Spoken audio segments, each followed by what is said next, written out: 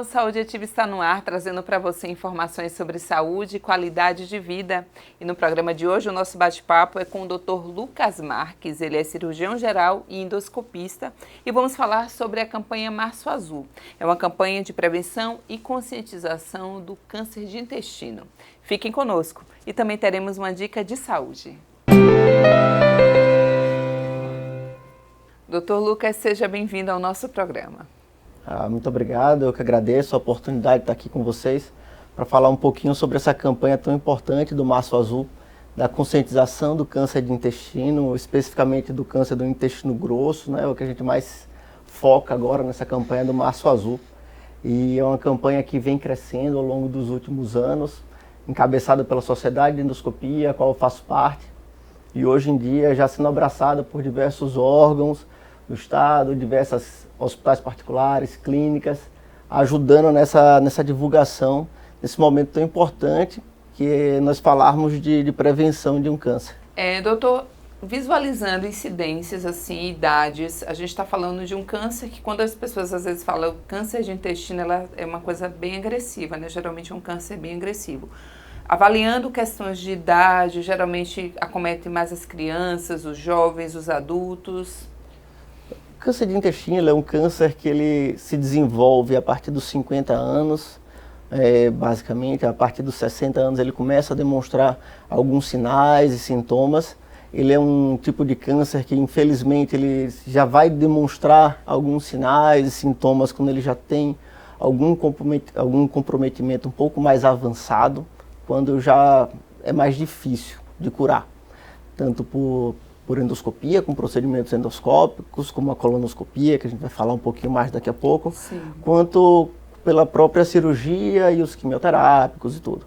O câncer de intestino, ele está tão crescendo essa divulgação dele justamente pela possibilidade de, através da colonoscopia divulgada no Março Azul, nós conseguirmos prevenir que ele aconteça.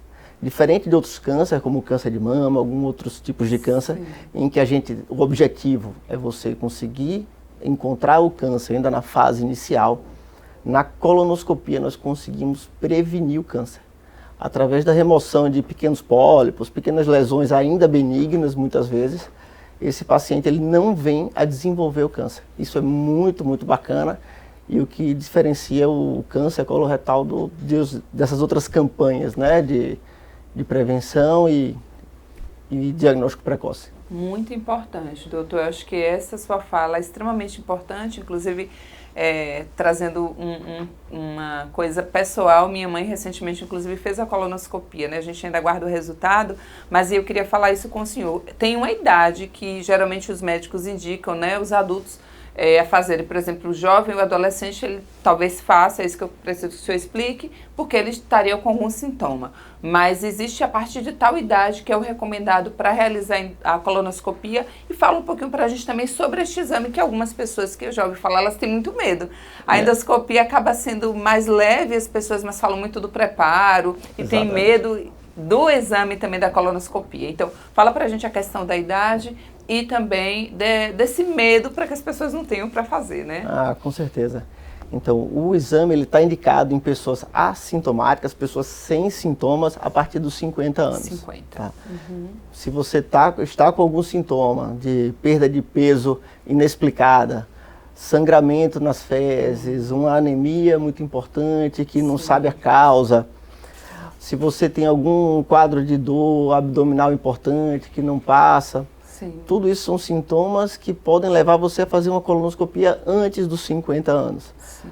Quando você tem algum parente que teve câncer de intestino, você deve também fazer o rastreio, às vezes, um pouco mais cedo, a depender do tipo de câncer e da idade que o parente teve, mas sim, você deve ligar um alerta em você se você teve algum parente com câncer de intestino. E algumas pessoas que tiveram alguns tipos de câncer que pode ter relação com câncer de intestino, como o câncer de mama, por exemplo, também deve fazer o exame da colonoscopia, às vezes um pouco mais cedo. Só importante falar, doutor, quando a gente fala um parente, isso eu trago histórias de pessoas que eu ouço falar, a gente, né, somos leigos aí, mas o parente, essa preocupação maior que eu deveria ter seria um parente de primeiro grau, eu tenho um parente de um grau bem distante, eu também devo ficar mais alerta ou seriam mais próximos, parentes mais próximos? Não, principalmente os parentes de primeiro grau, realmente, tá? Os parentes mais distantes devem ligar um alerta se houve mais casos na família. Por exemplo, eu tenho 4 tios que tiveram, não foi meu pai nem minha mãe, mas foi um tio que são 4 pessoas na mesma família, ou seja, deve ligar um alerta realmente, mas a indicação precisa é realmente os parentes de primeiro grau. Em relação ao exame, é um exame que preocupa mesmo, falam tanto desse preparo, mas é um exame sem risco algum, porque parece que é uma sedação, então as pessoas se preocupam um pouco por isso. Exato. A colonoscopia. A colonoscopia ele é um exame endoscópico, minimamente invasivo. Ele é um exame que ele não é desconfortável de fazer, o paciente ele vai ser sedado realmente, com a ajuda do médico anestesista, e durante todo o exame ele vai ser monitorizado, vai ter um acompanhamento de perto, para ele não sentir dor alguma durante todo o exame. Sim. Durante esse exame de colonoscopia já são removidos esses pólipos, feitas as biópsias. É um exame que ele tem uma característica diagnóstica e também terapêutica, em algumas vezes. É um exame que a parte chata dele, como as pessoas falam, é realmente o preparo. Hoje em dia já temos mais de um tipo de preparo. As pessoas conseguem já fazer o exame com algum grau de mais conforto, né? A gente já consegue passar algumas medicações antes, junto com o preparo, para evitar náusea, vômito, porque é um preparo que a gente precisa realmente limpar o intestino. Não tem como, infelizmente, não ser através de uma lavagem, realmente. E aí a gente precisa que o paciente passe por isso, tá? Da melhor maneira possível, da maneira mais confortável possível, mas tem que passar porque nós precisamos do intestino limpo, para poder garantir a eficácia e a segurança do exame. E eu trago assim, reforço, gente. A cada programa, doutor, semanalmente a gente traz um especialista de uma área, a gente fala sobre a questão da prevenção e esse bate-papo é por isso. Sim, acho que a gente sempre tem medo, tem muita gente que tem medo de médico, de uma visita, de uma consulta, né, normal, imagine um exame, mas gente, o médico está falando aqui pra gente da prevenção, imagine. Você poder evitar um câncer que, em alguns casos, ele é muito agressivo através de um exame, que é como o doutor falou, é simples, minimamente invasivo, e você pode evitar aí um problema futuro, uma dor de cabeça, né, doutor? Então façam, que é extremamente importante. Passou dos 50, precisa realizar, não tenham medo, e é caso, como o doutor falou, e tiver alguns sintomas que sejam antes, né, de você completar os 50, também é importante fazer. Doutor, o senhor falou dos pólipos, né, que aí através do exame da colonoscopia verifica, faz essa remoção para não ter. Há outros fatores também, além desses pólipos, que podem ocasionar também o câncer de intestino, também há movimentações que a gente faz no dia a dia, algumas ações que também podem contribuir para futuramente a gente ter esse tipo de câncer? Não, claro, nós temos fatores de risco já bem conhecidos, bem documentados para o câncer de intestino, que são basicamente assim, o tabagismo, a bebida alcoólica em excesso, o sedentarismo, obesidade, consumo de alimentos embutidos, consumo de gorduras saturadas. A gente tem que realmente ter muito cuidado com a nossa alimentação e nossos hábitos de vida. Sim. Isso não só para o risco de câncer, mas para o dia a dia, para a sua saúde como um todo, porque isso é fator de risco para infarto, para AVC, para tudo. Ou seja, nós temos que melhorar a nossa qualidade de vida, uma vez que a gente vê a população cada vez, infelizmente, mais sedentária, com uma tendência a sobrepeso, a obesidade. E isso tudo deve ser combatido de uma forma realmente sistêmica por todo mundo. E uma vez que isso leva a diversos tipos de câncer, eu acho que realmente a gente tem que ter muito enfoque nessa questão, tanto do tabagismo, da bebida alcoólica e da obesidade como um todo. Doutor, o câncer coloretal, né, que é o câncer de intestino, geralmente é um tumor, como qualquer outro tipo de câncer, que se instala ali naquela região. E o que é que acontece? Que o senhor falasse pra gente. E o que é que acontece? Geralmente as pessoas fazem químio, rádio, elas precisam fazer a remoção. Como é o tratamento? Então, assim, quando o paciente ele vai fazer a colonoscopia e é identificado esse pólipo, ele é completamente removido no momento do exame, tá? E esse pólipo, se não fosse removido, a depender do tipo, claro, ele iria realmente aumentando de tamanho, ele ia se infiltrando, ele é um câncer muito indolente, ou seja, é um câncer que ele dá uma margem para a gente conseguir fazer esse diagnóstico e essa terapia antes dele virar um câncer avançado. Ele, através da colonoscopia, a gente consegue realmente prevenir ou fazer algumas terapias. Hoje em dia, através da colonoscopia, nós conseguimos fazer já remoções de áreas extensas por dentro do intestino, para conseguir remover esse câncer, mesmo quando ele está em fase bem inicial. E, graças a Deus, a gente tem conseguido evoluir muito nesse aspecto de terapia dessas lesões precoces do intestino. Sim. Por isso a importância realmente de fazer o exame. O exame ele é super importante para a gente pegar essas lesões precoces. Porque uma vez que a lesão já enraizou mais no intestino, já pegou camadas mais profundas, como camada de músculo, por exemplo, que já é uma camada um pouco mais profunda, esse paciente necessariamente ele vai precisar ir para um procedimento cirúrgico. A questão da quimioterapia, da radioterapia, vai depender muito, a depender do local, se é no reto, se é no intestino, e a depender do tamanho e se está pegando algum outro órgão, se já está espalhado para o fígado, por exemplo, ou para o pulmão. Aí vai acabar alterando um pouco, mas sem dúvida nenhuma nós temos uma grande oportunidade de cortar essa corrente aí, fazendo essa colonoscopia precoce e conseguindo tratar esse paciente antes dessa doença avançar. Doutor, em casos de pessoas que não realizam os exames e quando elas percebem os sintomas, porque se ela realizou o exame, ela vai diagnosticar antes e vai conseguir remover esses pólipos e não vai chegar, né, ao estado de se agravar e se tornar um câncer.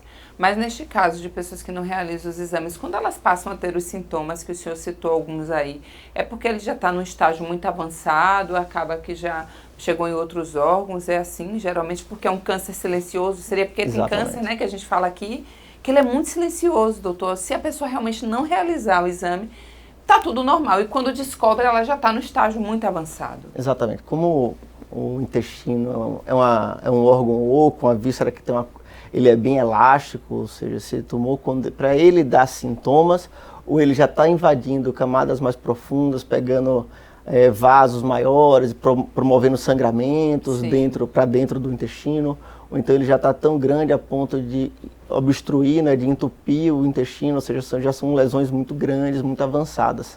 Sim. Realmente, quando ele já começa a dar sintomas, não é uma boa coisa, mas realmente já são cânceres que normalmente já estão avançados. Existem alguns exames que conseguem nos ajudar a fazer um rastreio populacional maior, que é o exame de sangue oculto nas fezes. Sim. Provavelmente você já ouviu falar. E geralmente a gente faz uns exames de rotina, né, doutor? Exatamente. Verdade. E nas campanhas, inclusive populacionais, é feito assim, a gente faz um exame de sangue oculto nas fezes, um exame barato, que faz em qualquer posto de saúde. Verdade. Você faz ele, se ele vier positivo, ainda pode ser um pólipo pequeno, alguma lesão inicial que promoveu pequenos sangramentos que esse exame consegue detectar, e esse paciente ele deve ser submetido a uma colonoscopia o mais rápido possível. Não tem urgência, mas o mais rápido possível. Independente da idade, né, doutor? Independente da idade. Porque percebeu exatamente, o sangue oculto positivo. Exatamente. Muito Algumas importante. outras patologias benignas também podem alterar por exemplo, a doença hemorroidária pode dar sangue oculto positivo, mas é melhor que faça o exame e confirme que é só realmente a doença hemorroidária que está causando aquele sangue oculto positivo. Mas é muito importante realmente estar atento aos sintomas. Muito importante. Doutor, a gente vai agora para um breve intervalo. Já já voltamos, fiquem conosco.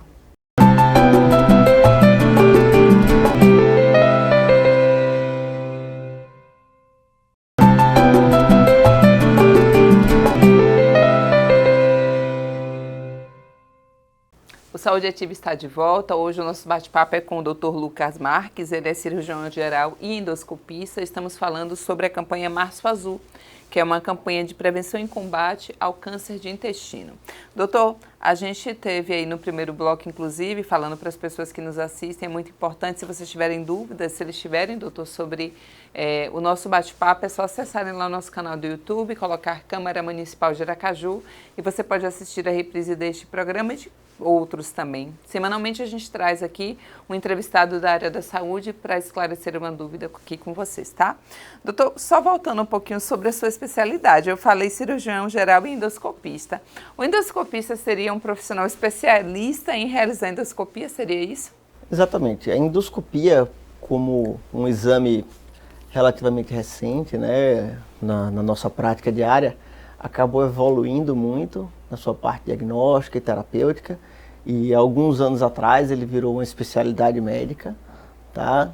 Você já consegue fazer uma residência médica em endoscopia, em exames Sim. endoscópicos, sejam eles da endoscopia alta, baixa, né, que é a colonoscopia que a gente está falando, outros exames também, como para avaliar o canal da bile, Sim. avaliar algumas outras alterações do pâncreas.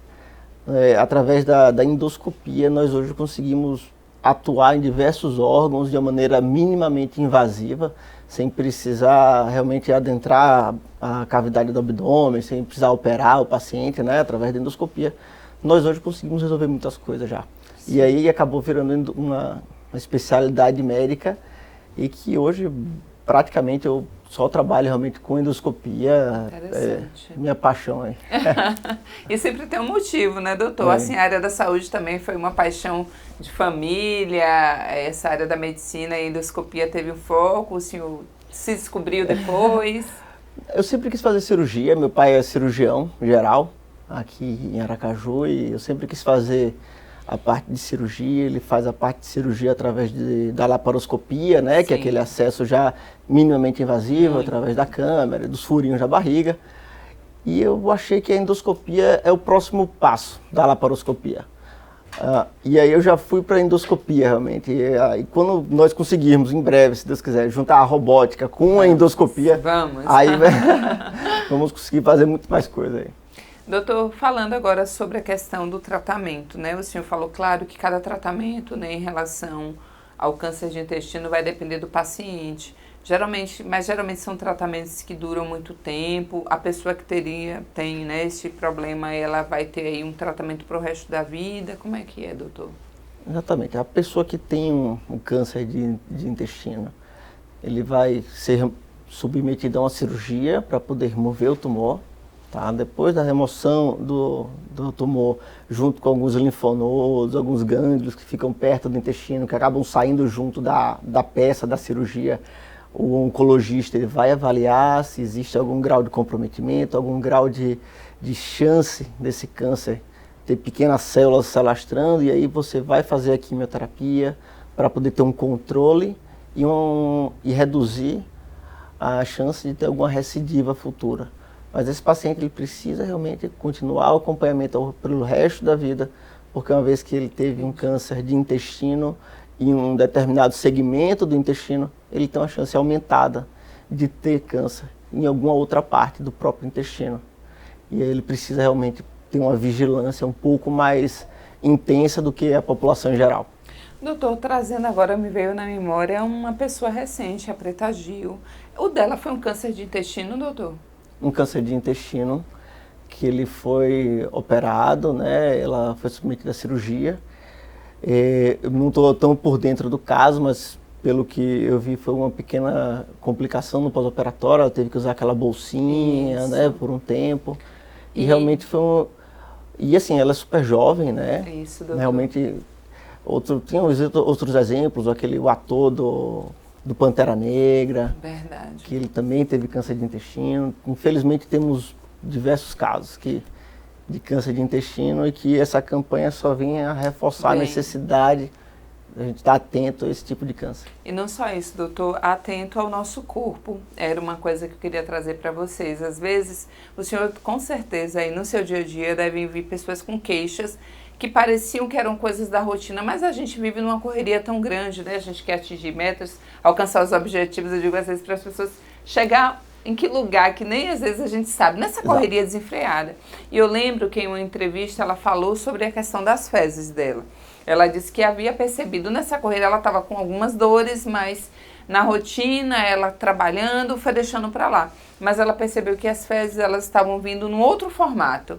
E era como se ela tivesse mais amassadinha, assim, no sentido de, eu acho que por conta do tumor, né, estava pressionando. É bom a gente ficar alerta também para esses detalhes dessa mudança no nosso corpo, doutor. Perfeito, exatamente. Se você sente esse tipo de mudança, realmente chama fezes em fita, é como nós chamamos esse tipo de fezes afilada, né? Realmente essa mudança ela é muito importante você perceber, mas infelizmente é um sinal já que você tem algum problema talvez avançado. Mas é importante, qualquer alteração, por mínima que seja, você levar essa preocupação para o seu médico, para a sua ginecologista, para o seu urologista, para quem o seu médico que lhe acompanha, o médico da família, do posto de saúde. Esse tipo de preocupação é muito importante ser levada para frente, não ficar com esse tipo de coisa para a gente, né? Porque realmente, como o pessoal diz, guardar a doença não é bom, né? De jeito algum. Doutor, a gente agora vai assistir uma dica de saúde, tá? Fiquem aí. Ei, você aí! Você sabe quais vacinas você e sua família podem tomar pelo SUS? Eu tomei para febre amarela, para comer essa aqui, tétano. Eu tomei. A BCG, a contra o tétano, tem agora da Covid, as minhas todas são dias. BCG, hepatite e febre amarela. Vacina da Covid, influenza, rubéola, sarampo, de hepatites.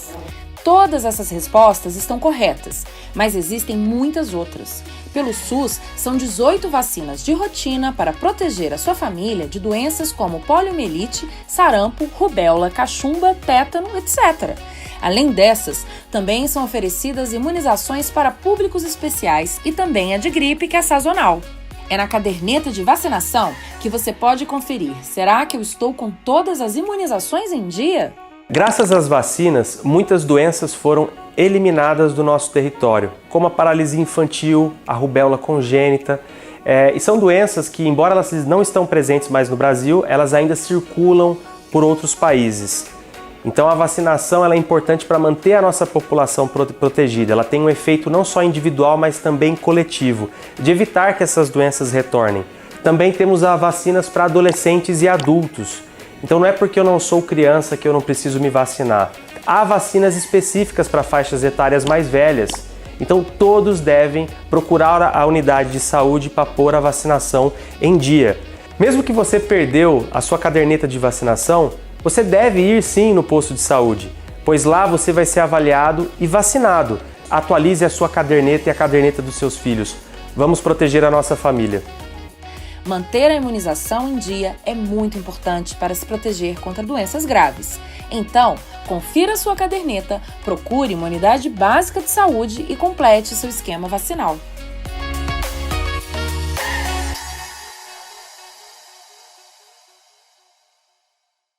Doutor, quando a gente fala sobre a questão da família, outros tipos de câncer, quando a gente trouxe aqui para o programa, a gente viu a importância e a necessidade de uma equipe multidisciplinar. E eu imagino que para o câncer de intestino não seja diferente. Quando a pessoa tem um diagnóstico, ela faz também avaliações e tem um cuidado com outros médicos, né, psicólogos e tudo mais. Exatamente. Dentro do câncer de intestino funciona dessa mesma maneira? Da mesma maneira. Esse paciente do câncer de intestino, né, por assim dizer, ele é um paciente que ele precisa também ser visto por uma equipe multidisciplinar, tá? Pelo médico oncologista, que vai acompanhar esse paciente também, pelo cirurgião, seja ele coloproctologista ou cirurgião oncológico, mas esse paciente também precisa de um apoio psicológico. Sim. É uma fase muito difícil, né, da aceitação da doença, de você às vezes não ter tempo de processar aquela informação, já ter que tomar atitudes enérgicas em relação ao seu próprio corpo, de às vezes fazer uma cirurgia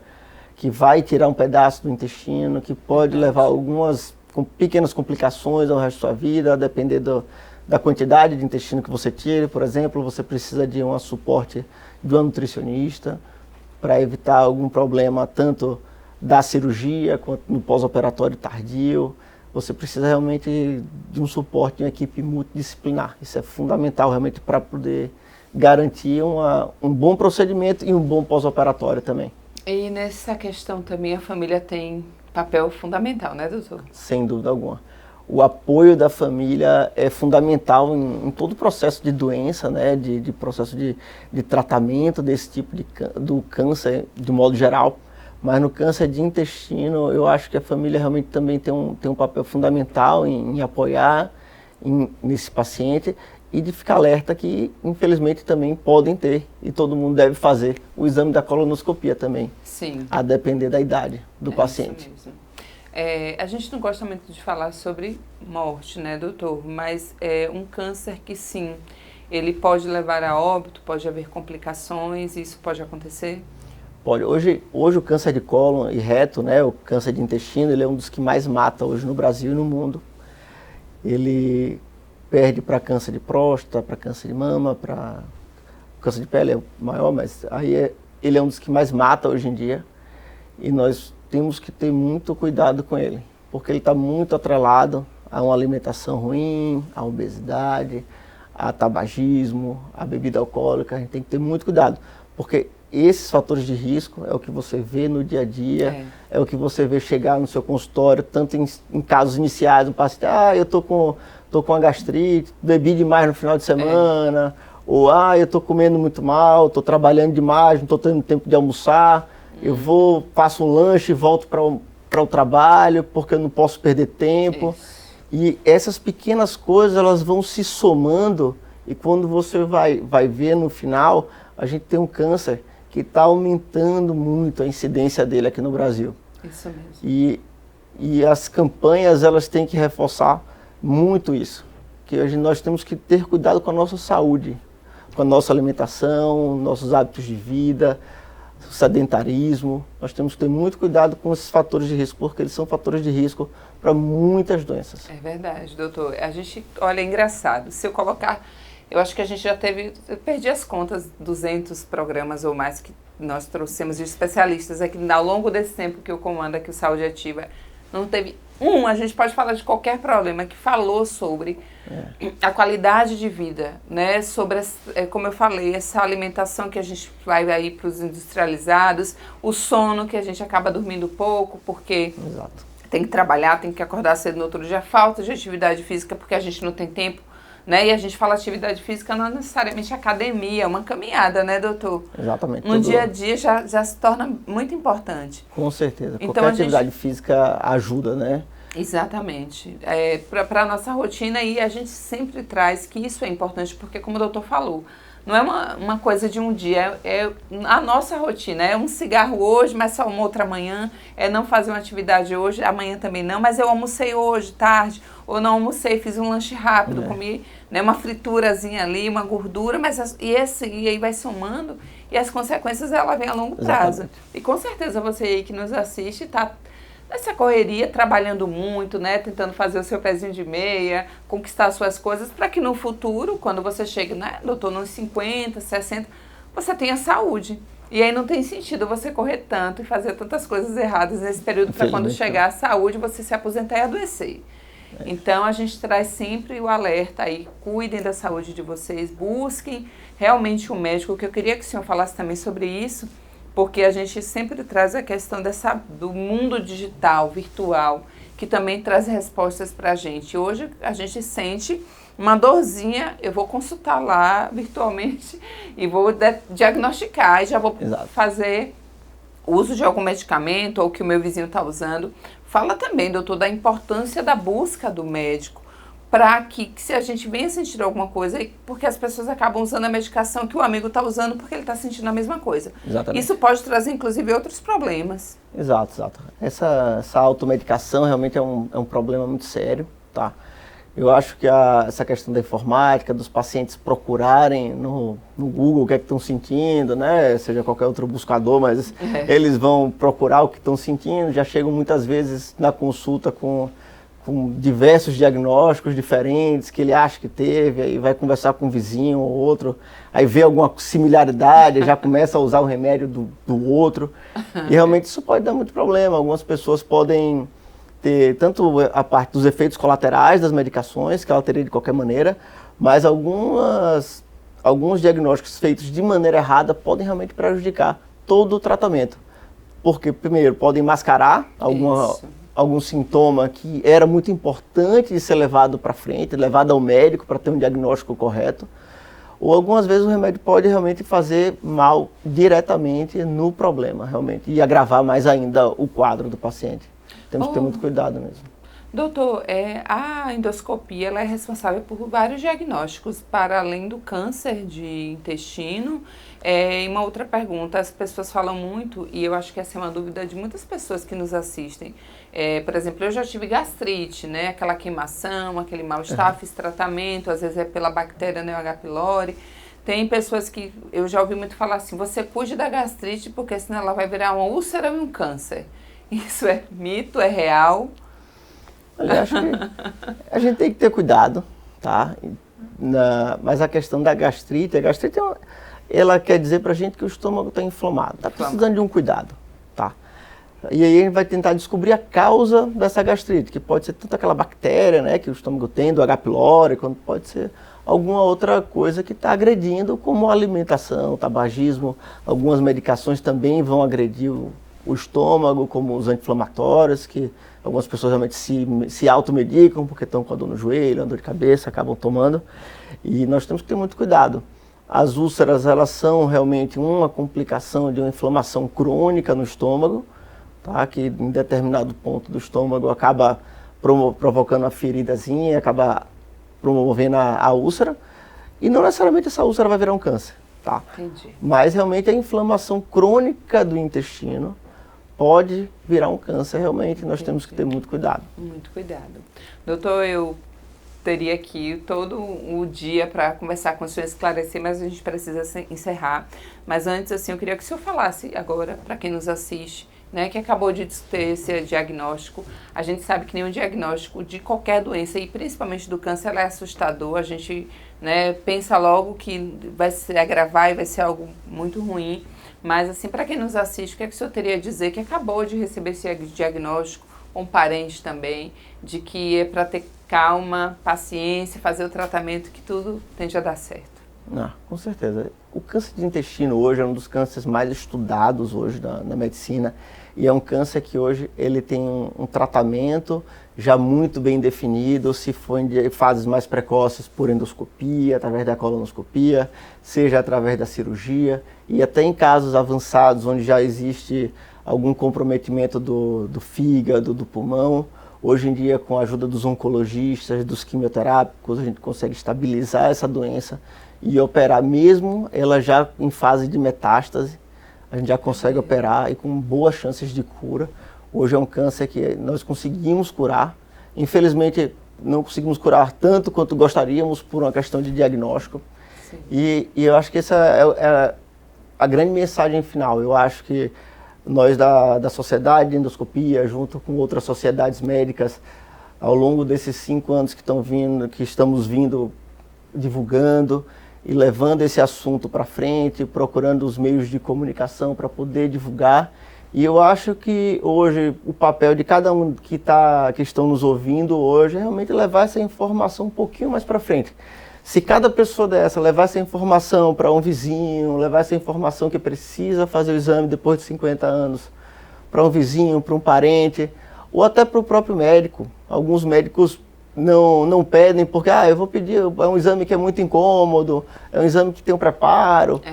Eu vou mandar para o proctologista para ele pedir, eu vou mandar para o gastro para ele pedir. Não, o colega médico, qualquer colega médico, seja ele do posto de saúde, de uma urgência, de qualquer lugar, se você identificou um paciente que tem fator de risco, um paciente que tem alguma chance de ter esse exame, peça, se adiante, porque o câncer de intestino, o câncer de cólon, nós conseguimos tratar ainda por endoscopia, ainda por colonoscopia, para esse paciente não desenvolver um câncer avançado, onde as chances de cura realmente são reduzidas. Nós temos essa incumbência minha, que eu estou vindo aqui falar com vocês, e de todos vocês aí, para poder ajudarem na divulgação desse Março Azul, essa campanha tão importante para a gente. Muito importante, doutor. Muito esclarecedor, e com certeza as pessoas que assistiram aqui, que vão compartilhar com os amigos também, vocês podem acessar depois aí no nosso canal do YouTube, colocando Câmara Municipal de Aracaju, vão ficar mais informados e vão ter esse cuidado e prevenir esta doença. Muito obrigada, doutor. Obrigado a você. Em breve, Saúde Ativa estará de volta trazendo para você mais informações sobre saúde e qualidade de vida. E eu te aguardo. Até lá!